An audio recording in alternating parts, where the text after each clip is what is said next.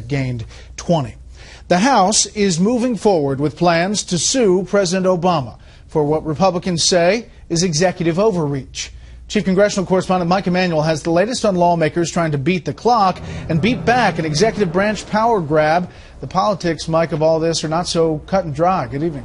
Well, that's right, Brett. Good evening. They are voting right now in the House, and leading Republicans say this lawsuit is about President Obama rewriting the law to fit his personal policy goals. Moments ago, Speaker John Baier made this call for action. Think not only about the specifics of the oath you took, but think about how you took it as one body standing together. Republicans plan to sue the president for scrapping the employer mandate of the health care law for 2013 and 2014. Some Democrats say the GOP is just furious because it hasn't been able to stop Obamacare. The entire Republican majority in this House was built on opposition to the Affordable Care Act, and yet it stands.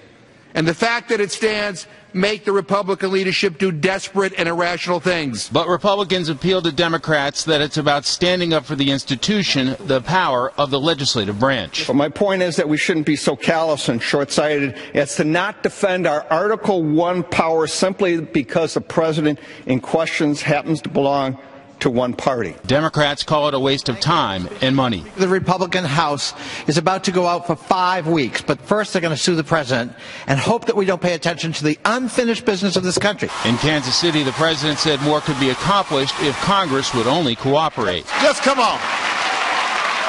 Come on and help out a little bit.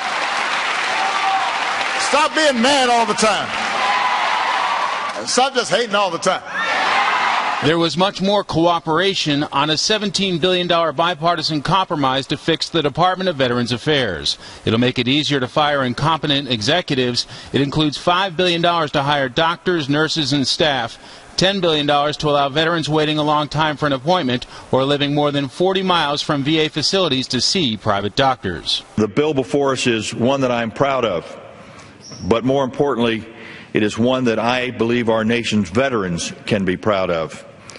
It's not a blank check for a broken system, but an important first step down a long road toward true transformation. Yet some critics say it's not enough to fix the VA and will just add to the deficit.